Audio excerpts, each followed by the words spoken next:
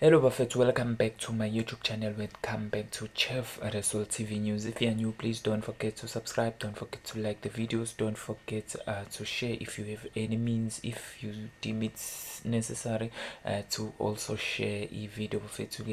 Thank you for abantu kunjalo ke basupporta i-channel yabo. Lokho kusho okukhulu ngempela ke kuyona i-channel. Kodwa ke namhlanje bafethu ke there is this one story ke ebengifisa ukuthi ngiyishare nani la khona ke kugcine kulahleka imphefumulo yabantu njengoba ke sike sezwe ngenxa ke yomlilo lapha yana ke endaweni elapha mawuqeda nje kudlula eMaritzburg ngizothi ke eHowick. So kuthiwa ke kusolwa ukuthi ke umlilo ke kahle loya uqalwe abazingeli beyinyamazane. So lo mlilo ke ubulale abantu abayisithupha nje kwasesasho lapha eBoston eHowick ngaphansi ke kukamasipala umngeni ngesonto, if we remember. Lokhu ke kuthiwa kuvezwe yimeya yakhona lapha kuwo lo masipala umnumzana ke loya mfowethu loyana ke womlungu uChris Pappas khuluma ke nabezindaba emva kwaleso sigameko ke ngaleso lesikhathi. So kusolakala ukuthi ke umlilo ke obusha lapha ke ubuhanguhangu ubhebhethekiswe umoya ke njengoba ke sike sabona nokuthi ke vele sisenyangeni yawo umoya kuJuly. So the reason why ke umoya bafethu ke kuzomela futhi abantu abaningi bakuqaphele kakhulu, baqikelele lokho ukuthi indaba yomlilo nje iyaqapheleka, especially njengoba ke kuyisikhathi ke esibi sawo ke uJuly ngoba ke umoya vele isikhathi sawo nje njengamanje, right? Ubhebhethekiswe umoya ke nawo lo mlilo lapha yana ke oshintshe ke indlela ke obumvunguza ngayo, yabo. Aske so ukuvunguza kwalo moya kuye kwashintsha, I mean kwalo mlilo kuye kwashintsha ngenxa yendlela nomoya kade ungakhona, yabo. Umlilo ke niyawazi ukuthi makunomoya ke ugijima ke ngesinye ke isivinini njengoba nibona nje la ukusha kwakhona kukhomba khona ukuthi no konakele kakhulu, yabo. So lana ke ngasohlangothini ke obekusebenza kulona ke laba ke abasebenzi ke bezimo ke eziphuthumayo ababezama ke ukulawula noma ukubhula.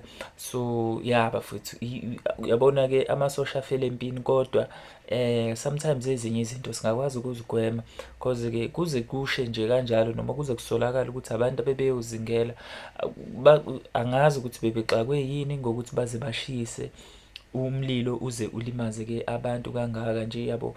So lapha yana ke ukuthiwa ke umlilo kholakala ukuthi ke uqalwe abazingeli. So umlilo ke uphunyukile and ke okukholakalayo futhi ukuthi ke kubangelwe isimo ke salo ke izulu, kuyilapho ke abacima imlilo bayithole ke sebesengozini khona. Siyezwa ukuthi ke khona abadlulile emhlabeni, may their soul rest in peace. Ozibonele ke ngamehla akhe ke uchazile ukuthi ke laba basebenzi ke bazame kanjani ke ukunqanda ke umlilo, kodwa ke wagcina ke ubaphunyuka, yabo. Nokholele ekuthenini ke abanye ke bashone kusho yena ke loyo ozibonele ngamehlo akhe, yabo. So uma siqhubeka nalo lolu daba bafowethu ke kuthiwa ke umphathiso wezomnyango laphana ke wezokubusa ke ngokubambisana ke nezindaba zomdabu esifundazweni ke umfundisi laphana ke uThulasizwe Buthelezi udluliseke amazwi enduduzo emndenini yalabo abalahlekelwe. Kuvele ke ukuthi ke kubasebenzi ke abalimele ababili ke basesimeni ke esibucayi ke esibhedlela. So lokhu kwenza ke isibalo sabalimele lapho ke ngokushona noma ke sabafe ngenxa yemililo yequbule ke senyukele ke kwaba u13 ishumi ke nantathu kulesi ke sifundazwe. Abakwa South African Weather Services so sebexwayise amalungu omphakathi ke ngamakhaza nomoya ke ongase ke uhlasele ke kuso lesi sifundazwe. So nezinye ke izingxenye ke ezimaphakathi nezwe. Winganza kwethu mina okwami nje ukuthi bafethu ke asiqikelele, especially ke kunalabo ke futhi abahlala nasey'ndaweni ke ezifana nemikhukhu kanje, ukuthi ke bafowethu niqikelele lapho nikhona, especially ngoba into egcine yenzeka abantu bagcina botha ama-heater, besebenzisa amagesi, yonke leyo nto leyo, neyimbawula, yonke le nto kugcine-ke kufika nemililo-ke engenasidingo ey'ndaweni-ke ezahlukahlukene, kugcine sekulimala nabantu. So angicela-ke lokho sikugweme bafowethu-ke, njengoba-ke kuxwayiswa abesimo sezulu futhi bayanixwayisa. So izimo ey'njengalezi kumele siy'thathele phezulu, kumele siy'thathe serious. So guys, please do comment on this section. Don't forget to subscribe to my channel. Don't forget to like the videos as well. If you have any means to share the videos, please do share lapho-ke ongakwazi ukushare khona ama-video.